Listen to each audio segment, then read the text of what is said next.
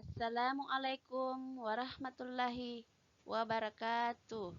Bagaimana kabarnya hari ini anak-anak? Oke, baik. Siapa yang tidak hadir pada hari ini? Oke, baik, kita lanjut.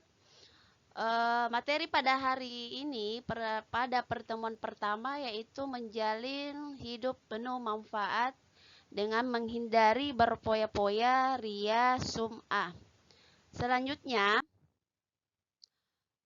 menghindari berpoya-poya yaitu ada 4 yang harus kita pelajari. Yang pertama adalah menghindari sifat hidup berpoya-poya. Yang kedua, menghindari sifat ria dan sum'ah. Yang ketiga, menghindari sifat takabur. Yang keempat, menghindari sifat hasad. Selanjutnya, menghindari hidup berfoya-foya itu dijelaskan dalam Quran surah Al-Furqan ayat ke-67. Baik, Ibu akan baca. A'udzubillahi minasyaitonirrajim. Bismillahirrahmanirrahim. Wallazina iza anfaqu lam yusrifu walam yaqturu wa kana baina zalika kawama, yang artinya, dan orang-orang yang apabila membelanjakan harta mereka tidak berlebihan dan tidak pula kikir, dan adalah pembelanjaan itu di tengah-tengah antara yang demikian.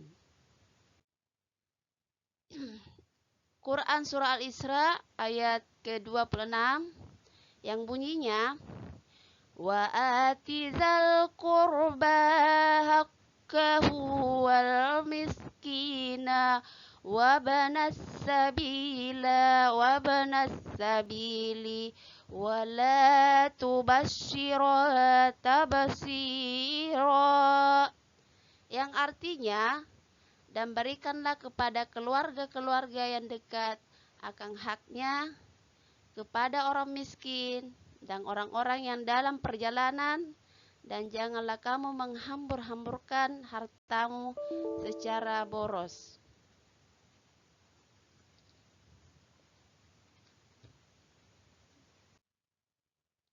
Selanjutnya, menghindari hidup berpoya-poya itu ada contoh dalam kehidupan sehari-hari, perilaku Isra dan tafsir. Dalam makan dan minum, seseorang mengambil banyak makanan dan minuman pada suatu acara tasyakuran, ia takut tidak mendapat bagian, tanpa sama sekali tidak mempertimbangkan daya tampung perut. Akhirnya ia tidak sanggup menghabiskan makan dan minuman tersebut. Contoh selanjutnya dalam hal berbicara, berkata-kata yang tidak penting dan tidak perlu, baik secara langsung bertemu dengan lawan bicara ataupun melalui media elektronik termasuk media sosial. Contoh berikutnya lagi dalam hal penampilan, memakai perhiasan emas di kedua tangan, leher, jari jemari, dan kaki pada saat pertemuan warga. Berpakaian mahal, mewah, lengkap dengan tas impor dari luar negeri. Dampak negatif perilaku israf dan tafsir.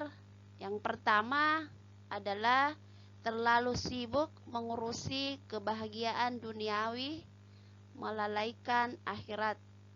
Yang kedua, menimbulkan sifat iri, dengki, dan pamer. Yang ketiga, dapat memicu frustasi apabila hartanya habis. Yang terakhir, berpotensi menimbulkan sifat kikir. Cara menghindari sifat israf dan tafsir. Yang pertama, membelanjakan harta sesuai dengan skala prioritas kebutuhan. Bergaya hidup sederhana, selalu bersyukur, membiasakan bersedekah dan membantu orang lain, bersikap rendah hati, dan yang terakhir, bertindak sesuai dan terencana.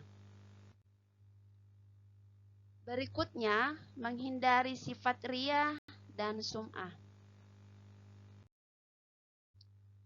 Yang pertama, sifat riya, yaitu melakukan ibadah dengan niat supaya mendapat pujian atau penghargaan dari orang lain.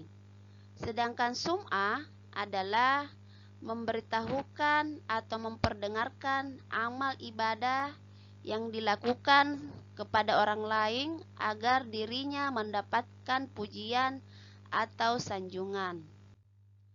Berikut ini ada pengertian takabur dan hasad. Yang pertama, takabur adalah suka seseorang yang menunjukkan sifat sombong atau merasa lebih kuat, lebih hebat dibanding orang lain. Orang takabur selalu meremehkan dan merendahkan orang lain. Yang selanjutnya, pengertian dari hasad adalah sifat seseorang yang merasa tidak senang terhadap kebahagiaan orang lain karena memperoleh suatu nikmat dan berusaha menghilangkan nikmat tersebut. Baik, demikianlah pembahasan materi tentang berfoya-foya, riya, sum'ah, takabur, dan hasad. Mudah-mudahan pertemuan pada hari ini dapat kita ambil hikmah tentang materi yang kita bahas pada hari ini. Demikianlah yang bisa saya sampaikan. Kita akhiri dengan ucapan hamdalah. Alhamdulillahirabbil alamin. Assalamualaikum warahmatullahi wabarakatuh.